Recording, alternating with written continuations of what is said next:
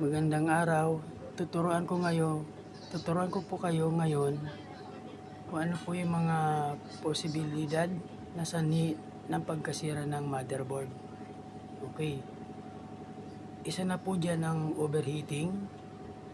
Ang sobrang init ay maaaring magdulot ng pagkasira ng mga component ng motherboard. Pangalawa, power surge. Ang biglaang pagtaas ng kuryente ay maaaring magdulot ng pagkasira ng motherboard. Water damage o yung nabasa. Okay. Ang pagkakalantad sa tubig ay maaaring magdulot ng short circuit at pagkasira ng motherboard. Physical damage. Ang pagkakaroon o pagkabasag o pagkakalog ng motherboard ay maaaring magdulot ng pagkasira ng component na ito. Poor quality components. Ang mga gamit ng mga component na may mababang kalidad ay maaaring magdulot ng pagkasira. Okay? Then, pang-anim, incompatible hardware o hindi akma na piyesa para ikabit mo doon sa motherboard. No? Tulad ng memory, no? Kung hindi yan compatible doon, so possible siyang masira yung motherboard. Okay? Pang-anim, static electricity. Ang static electricity ay maaari magdulot ng pagkasira ng mga component sa motherboard. Kaya kailangan gagamitan natin ng anti-static risk, no? So, para bago tayo maghawak ng motherboard, kailangan gagamitan natin ng anti-static risk. Okay, mga source, no?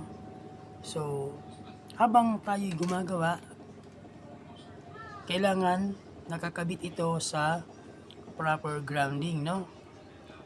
Then, nakakonek naman yung dulo sa yung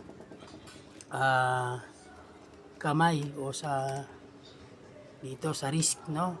Dapat mahigpit yan, no? Kung wala naman po kayo nito, mga source, no? Kung wala naman kayo nito, okay, pwede naman kayong humawak sa bakal, no? Siguro mga 5 to 10 minutes or dun sa poste ng Meralco, yung ground doon. Pwede kayong humawak doon. Huwag po dun sa live, ha? Okay. Then, pang-walo, manufacturing defects, no? Ang mga depekto sa mamanufaktura ay maaaring magdulot ng pagkasira ng motherboard. Okay. Pang-siyam, age. Ang pagtanda ng motherboard ay maaaring magdulot ng pagkasira ng mga component. Okay. Mga sinyales ng pagkasira. Hindi na nag-on ang computer. Hindi na nagana ang mga component. May mga error, message o beep code ay mga nasusunog na bahagi ng motherboard. Okay. Kailangan, bago natin i-check ang motherboard, ulitin ko, kailangan gumamit tayo ng anti-static risk. Okay mga sirs. Then, physical check. Although dapat meron tayong technique na gagamitin. Ano po? Una, tinatawag na visual inspection. Okay? O physical check.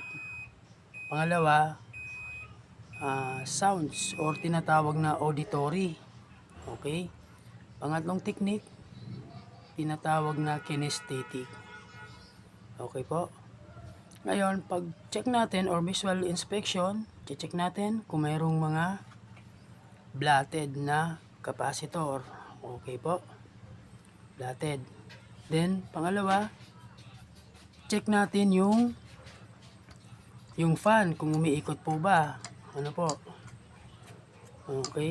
Pangatlo, check natin yung mga clamp niya kung nakakabit pa po ba ng matibay, nakakapit sa motherboard, yung CPU o base. Okay, ano po, kailangan nakakonect siya ng maayos, ano po. Pag sira na po yan, kailangan nyo na pong palitan ng CPU heatsink. Although kasama na yung base doon pagpapalitan. Na po, kalimitan ito po yung nasisira kasi po ito po yung umiinit po kasi yung processor natin. Then tsaka dumidim po yung pan. So possible siyang ma-damage po yung motherboard. Hindi lang po yun, lalong-lalo na po yung processor natin. Pwede pong masira po yun. Okay po. Then yung memory po natin, possible pong ma-damage din po yan. Ano po, dahil sa iba pang problema ng motherboard natin. Memory, so although yung memory bihira siyang masira, so nagiging cause nito ay no display. Then pangalawa, tumutunog siya. No display na siya, mayroon siyang beep sounds. So ang kailangan lang natin dito, tip mga source, kailangan mo lang ng eraser. Gagamitin natin, okay, tanggalin natin. Kailangan mo lang itong part na to, kailangan mo lang itong linisin, mga sir. Ano po, ito. Kailangan mo lang siyang linisin ng eraser. Okay po, yan. Then, pa-double check na rin po ako nung kanyang pinagkakabitan. Ito po. Yan, dapat ma-double check natin yan kasi po baka ito ay damage na po, no? Bakit po ito na-damage? Kapag mali po yung kabit ng ating memory, no? Kasi meron po siyang parang gatla, no? Kailangan sakto po yan dito, papasok siya.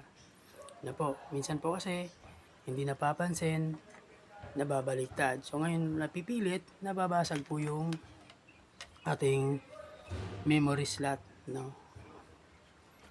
Okay po. Then sa motherboard, pwede rin pong masira yung ating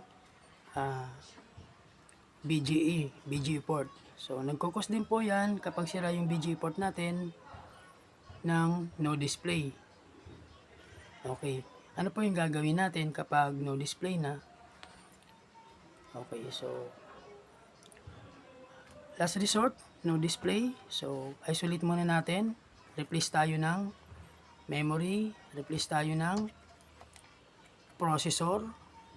Okay? Then check din natin yung battery niya. Ano po? Replace tayo ng battery. Kung wala pa rin po, kailangan po nating tinatawag na labahan. Ano po? So kukuskusin po natin, ibababad natin sa tubig, lalabahan natin, lilinisin natin. Siyempre, kailangan natin patuyuin yan hanggang tuyong-tuyo. Ano po? Pag natuyo na, so ulitin natin yung procedure. Ano po? Power on. Kabit natin yung memory, processor, CPU fan, then battery. Then try po natin ulitin. Yun po yung mga dapat nating magawa, ano po, bago tayo mag-declare na sira na po yung ating motherboard. Ano po, dyan po muna nagtatapos ang ating tutorial. So please subscribe and share and like at mag-comment din po kayo. Marami pong salamat.